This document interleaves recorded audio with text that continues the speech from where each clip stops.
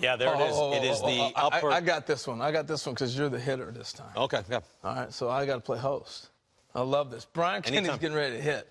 Now, this is a real baseball, Brian. I don't need you swinging. I'm going to do Look, Tony. we're going to talk about launch angle. And I got Hall of Famer Pedro Martinez here. I've been wanting to get a picture on to see how you might attack this. So let's take a look at some video so we can explain again what launch angle is and all those different things here. So let's go look at the two guys really kind of the architect this thing. If you go back and look at Tom Verducci's article in Sports Illustrated, it talks about Bryant and Gallo, an awful lot in there. And you can clearly see by the angle in which they're taking this swing right here, Mr. Gallo, that this is kind of what launch angle is. And I love these two examples because these guys are, what, 24, 25 years old, Brian? Something like that? So this is really the new revolution, the perfect age of the 25-year-old, 24-year-old who's gone through travel ball. And this is the generation that we're playing in right now.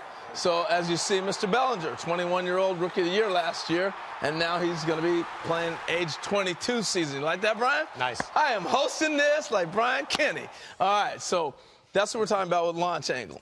All right, so BK, hop in here, give us your launch angle, and then Pedro's going to show us some ways to attack, how he might attack it. So go ahead and take a swing real quick, sir. Well, I'd say just to further your points, with every strategy, there's a counter strategy, right? So we've seen, you're right, we're just seeing the tip of this. I'm glad you brought up travel ball, kids playing year-round and reacting to incentives. And the incentives are what? Hit home runs. Yes. That's what gets promoted. That's what gets you drafted. That's what they want. So the kids are giving everybody what they want. So they are swinging like this exaggerate, and they're not sweating strikeouts at all. No. Because they're properly incentivized. So what does a pitcher do? I know early in the season, I think I'm seeing a difference. What are we seeing on how to attack the guys who do that exaggerated swing? 1 year from now, Brian Kenny, you're going to have a feast trying to come up with the statistics that are going to talk a lot about pitching high in the strike zone and how often they use the either pitches that are high or cutters away to contradict what they do with the launch angle. And I'll tell you what, one thing that they have in common, all three that we just mentioned out there, all three have in common the fact that they have a hole on the upper part of the plate and inner part of the plate. All three of them have a hole inside and also in the same areas, especially with power pitchers nowadays. So what I would do is if I see a guy that's launching up, normally that guy will be... Don't you swing it. Don't swing. All right, I'll take it easy. That guy will be a guy that likes the ball low, somewhere around there.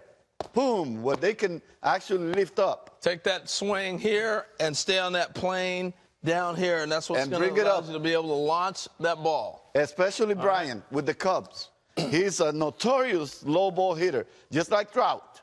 Notorious low ball hitter. But they also have a hole up in there, a little lower. That might have been too high because I'm thinking about his height, not yours, BK.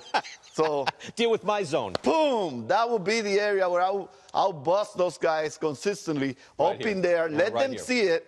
Yeah. Let them see it, but they're not going to catch up at 97, 98, right up in here. What a lot of teams have found is that when you have all this big data available, is actually a ball that is right there on that line. You do hitters on the by and large do very little with that ball. Exactly. You would think, oh, it's up at my eye. Oh, I'm going to crush it. You really don't. They don't have a lot of success. You're already getting into it. Yes, absolutely. One other thing that I see on the launch angle is that the guys will drop the head of the bat. No, come over. Hold it, okay? All right. They drop it a little bit. When they drop it that way... What he means, Brian, when he's getting when here... Come, they drop the barrel down here, so, as opposed to being here, it's dropping there. I know he's... So I'm talking to people at home. I'm talking to folks at home. What would happen is... swear up. No, what?